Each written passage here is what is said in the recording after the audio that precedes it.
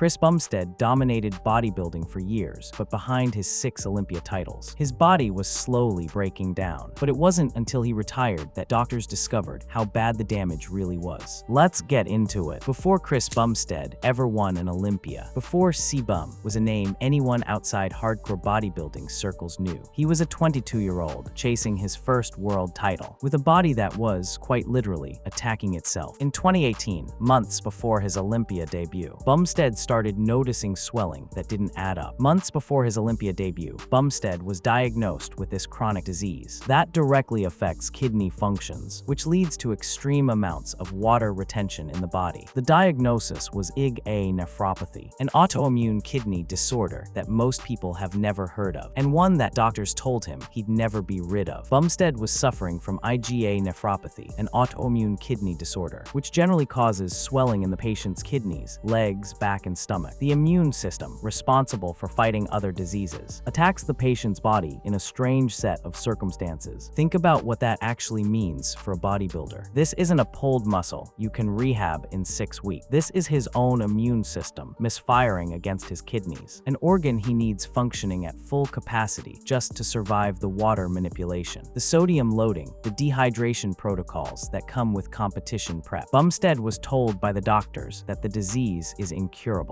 He talked about it himself back when it first happened, describing the moment doctors gave him the result. In a video posted not long after his diagnosis, he explained what the biopsy had shown, that he determined from the biopsy, "I have a rare form of IgA disease, which is an immune system, so potentially my immune system was kind of attacking itself." The physical toll was immediate and visible. His body was retaining water in ways that made contest prep already one of the most punishing processes in professional sport, even more unpredictable. And it wasn't just a scare he shook off in a week. According to accounts of that period, in 2018, C-Bum faced a serious health issue, an autoimmune disorder that impacted his kidneys. And despite being on dialysis, he still competed and finished runner-up. Read that again, he was on dialysis, the treatment reserved for kidneys that can't filter blood properly on their own. And he still walked onto an Olympia stage and finished second.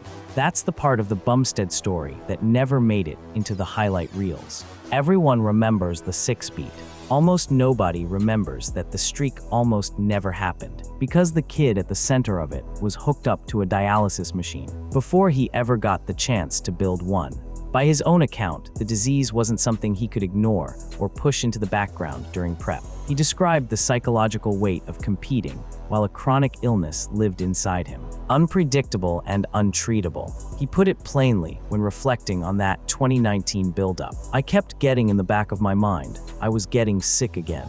And I was hurting myself," revealed Bumstead. That's not a guy talking about soreness. That's a guy who knew, every single day of prep, that his own body might turn on him without warning. The stress dissipated after he won the 2019 Mr. Olympia Classic Physique title, but Bumstead laid down some rules that helped him win the title consecutively despite battling the disease. He couldn't cure it, he couldn't predict it. All he could do was manage it and hope it stayed quiet long enough to get through 15 weeks of prep and one night on stage. He decided not to worry about his condition while training because he can't control when the condition will flare up, though a good lifestyle and diet mitigate the effects of the disease. That's the deal he made with his own body for the next 6 years. Win the title, manage the disease, repeat. And it worked for a while. He didn't just survive the diagnosis, he built a dynasty on top of it. But an autoimmune kidney disorder doesn't just go away because you win a trophy.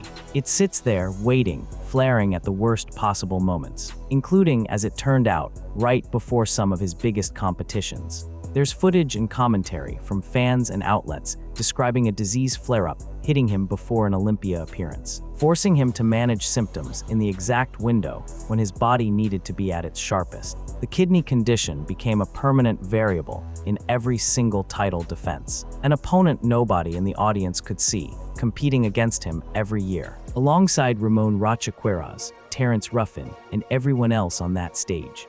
And here's the thing about that early kidney scare, it turned out to be the first domino. because once his body proved it could break down in one place, under one kind of stress, the rest of his career became a slow accumulation of injuries, stacking on top of an already compromised foundation. The kidneys were just the opening chapter. If the kidney diagnosis was the first crack, what came next was the slow structural collapse. Year after year, Bumstead's body kept finding new ways to break down. And year after year, he kept competing anyway. Start with the muscle tears. Over the course of his career, Bumstead tore his bicep, his lat, and his quad. Separate injuries, separate years, each one a moment where a normal competitor might have pulled out. He's torn his bicep, lat, and quad muscles, leading people to wonder how long he'll continue. And yet throughout this, Chris persevered and came out on top, winning 5 titles despite the injuries and struggles. The most publicized of these was the bicep tear heading into the 2022 Olympia, the one that nearly broke him mentally as much as physically. It started small. The superstar athlete said he felt a little bit of pain before his own personal weigh-ins, but wasn't initially sure what the issue was. And the pain apparently grew, especially while posing, until by Friday evening. The pain in his arm was so intense, Bumstead avoided posing as much as he could. He walked fans through it step by step afterward, describing the exact sequence of that week. To go back to the beginning, on Wednesday, I noticed a little bit of pain. The day of my weigh-in, 3 days out from the Olympia, I was pulling water, trying to make weight that night at 8 p.m. Super depleted and lean. Obviously, your body is more susceptible to injury, and I felt some pain. The next day, I felt some more pain and it hurt when I was posing. I tried not to push it. Then Friday it hurt a whole bunch, so I tried not to pose. By the morning of the show, his arm had swollen up in front of everyone. He didn't withdraw, he didn't scale back his routine.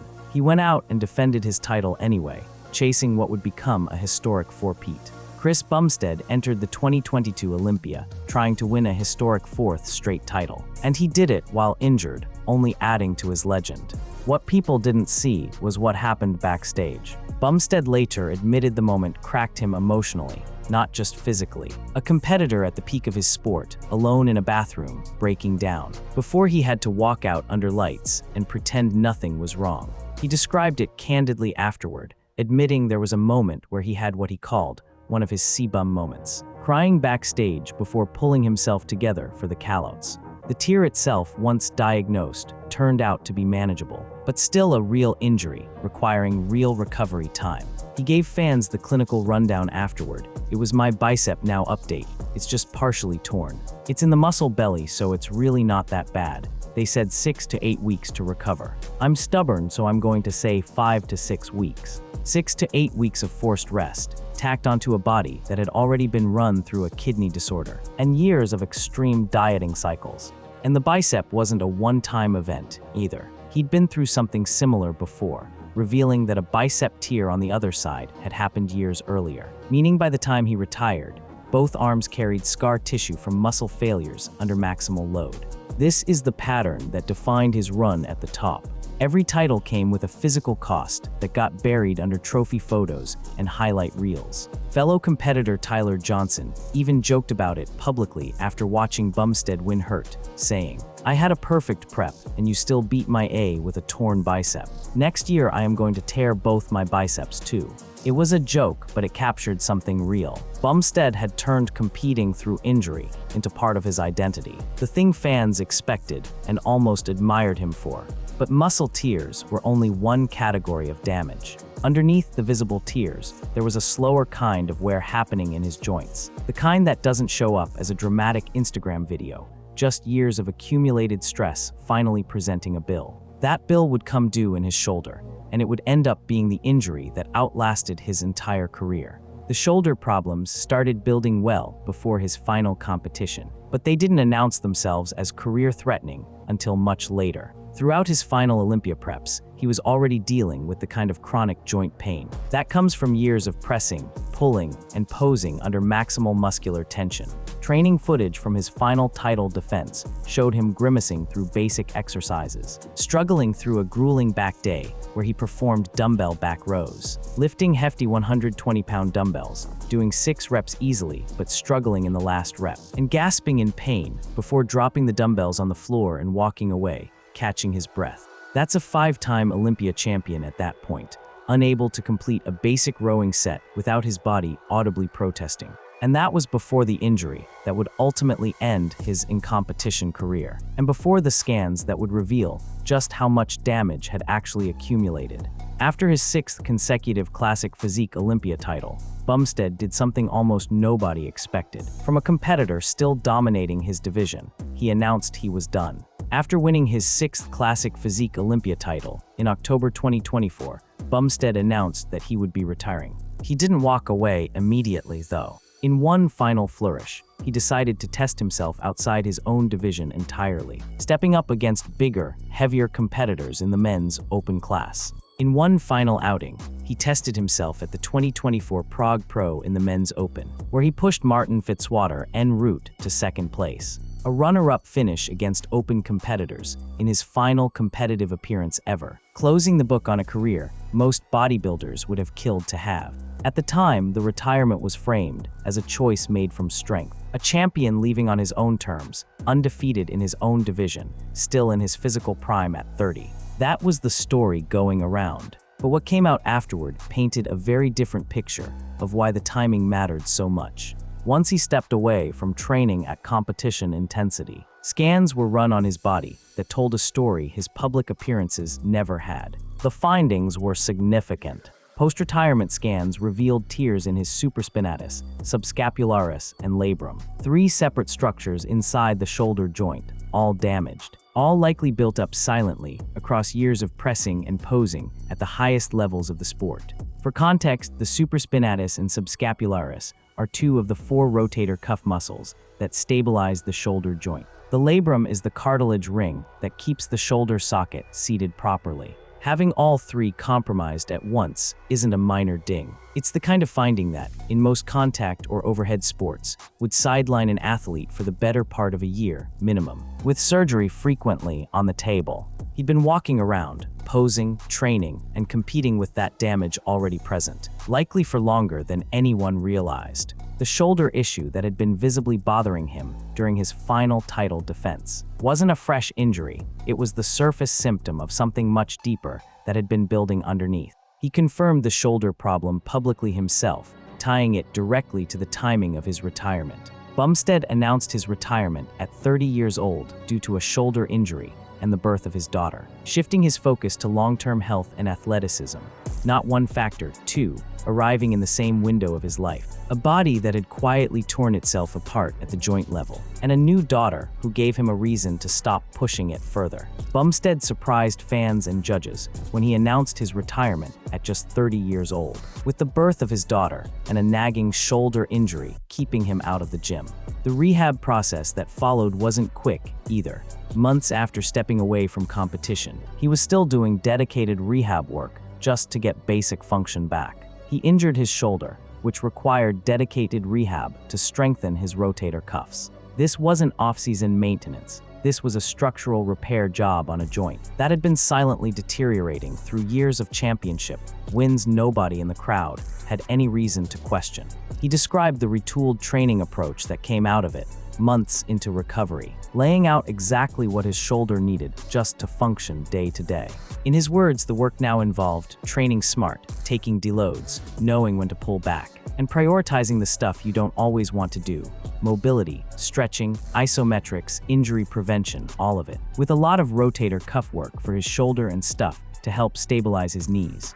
Notice that last part, knees. The shoulder wasn't an isolated failure. It was one joint in a system that had absorbed over a decade of maximal loading, and the knees were clearly on the same downward path, just further behind in the timeline.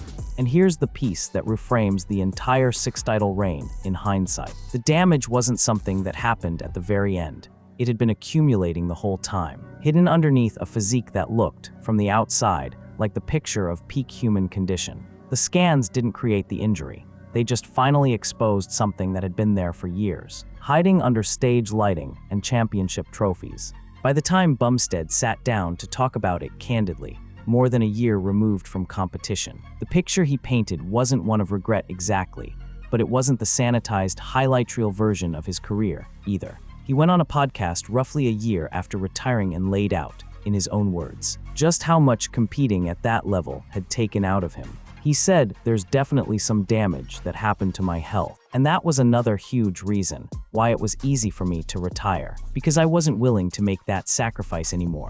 I was very conscious that bodybuilding is not good for your health. That's a 6-time world champion, the most dominant competitor his division has ever produced, saying flatly that the sport that made him famous had done real damage to his body. Not a throwaway comment, a stated reason for walking away in the first place. He didn't stop there. On the same appearance, he made the connection between his retirement timing and what doctors had actually told him about his condition. Bumstead stressed that he stopped at the right point, saying, "I'm at a point now where I've worked with a bunch of doctors, and they are like, you're actually healthier than I thought you'd be, given what you've done to your body. Thank God I retired at 30. I don't want to hear, OS, you pushed it too far." Read between the lines there, multiple doctors reviewing what his body had been through, effectively telling him he got out just in time, not "you're fine," not "no concerns." A phrasing that implies the damage could have gotten meaningfully worse if he'd stayed in for another Olympia cycle or two, chasing a 7th title.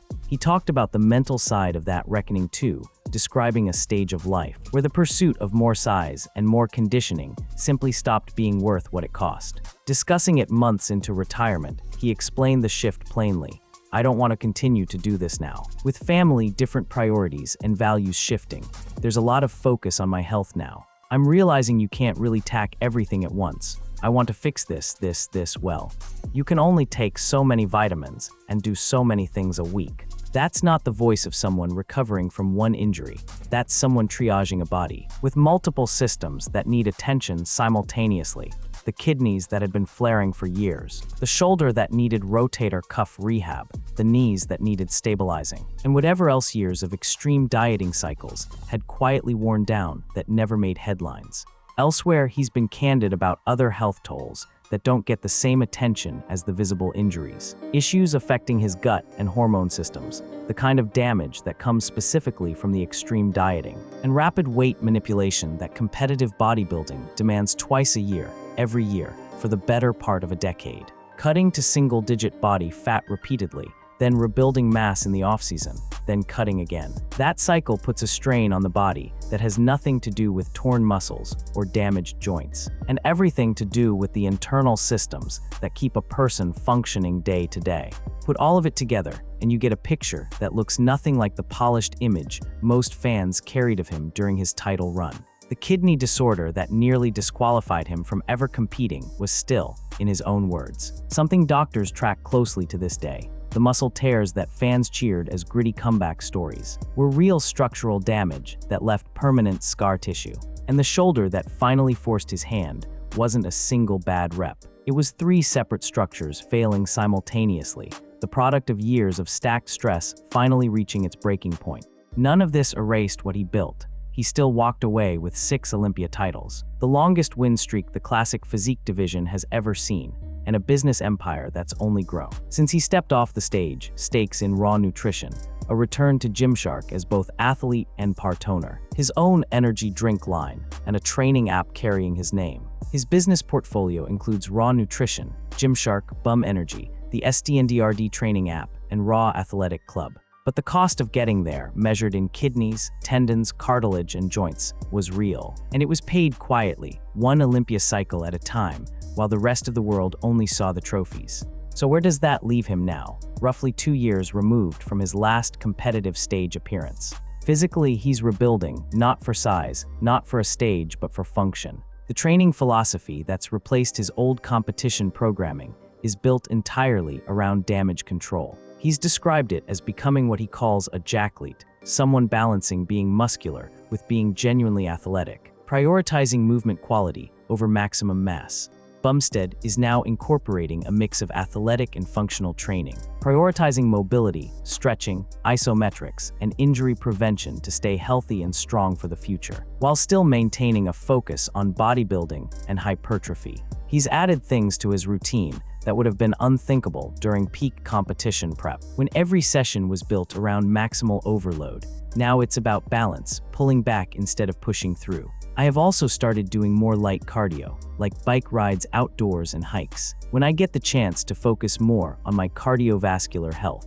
Bike rides, hikes, for a man who spent over a decade of his life pursuing the most extreme version of muscular development the human body can withstand. That shift in language says more than any injury report could. The goal now isn't beating Ramon Rocha or Terrence Ruffin on stage. It's staying mobile enough to play with his daughter for the next 20 years. The kidney condition hasn't disappeared. It can't. Doctors were clear on that from the very first diagnosis. Back in 2018, it's something he now manages as a permanent part of his life, rather than an obstacle standing between him and a trophy. The shoulder is still in active rehab, rebuilding rotator cuff strength that competition training slowly stripped away. Over years of overhead pressing and mandatory posing, the knees are being stabilized preventatively before they become the next joint on the list. Financially, retirement hasn't slowed him down at all. If anything, it's accelerated. His supplement company reached a partnership with a major German sports nutrition group in a deal that gave him an ownership stake, extending well beyond his own brand. Bumstead's supplement company Raw Nutrition partnered with the Quality Group in April 2025, a German sports nutrition business backed by private equity firm CVC Capital Partners that acquired a majority stake in Raw Nutrition, giving Bumstead and co-founder Dom Iacavo co-ownership positions in the Quality Group. The company he helped build had already been recognized as one of the fastest growing in the country before that deal closed. Inc. 5000 named Raw Nutrition the fastest growing consumer packaged goods company in America for 2024. He also returned to one of his original sponsor relationships in a new capacity. No longer just a paid face, but an actual stakeholder in the business. Bumstead returned to Gymshark in September 2024 as both athlete and part owner. The British fitness apparel company valued above £1 billion after US private equity firm General Atlantic purchased a 21% stake in 2020. Estimates of what all of this adds up to vary wildly depending on which outlet you ask. Some place his net worth in the $5 to $6 million range, based purely on public prize money and known endorsement figures, while others, factoring in his equity stakes across multiple growing companies, put the number considerably higher. What's not in dispute is that stepping off the Olympia stage didn't shrink his business, it gave him more time to run it. But strip away the business headlines and the equity stakes, and the story underneath is simpler and heavier than any net worth figure. A kid who was told at 22 that his kidneys were fighting his own immune system went on to win 6 straight world titles anyway, competing through a disease doctors called incurable through a bicep tear that had him crying in a bathroom stall hours before a title defense, through years of accumulating shoulder damage that scans would later reveal as 3 separate torn structures he'd been competing on without ever fully knowing. He got out. That's the part that matters most, looking back at all of it. He didn't get carried out on a stretcher, didn't need emergency surgery mid-career, didn't push through one more cycle, chasing a 7th title, only to find out the hard way what his doctors were quietly warning him about. He listened to the damage, added up what it had already cost him, and made the call to stop before the bill got any bigger, walking away from the stage that made him famous and toward a version of life built around simply staying able to move. That's the story of what 6 years at the summit of bodybuilding actually did to Chris Bumstead's body. The parts fans cheered, and the parts that were only ever visible on a scan.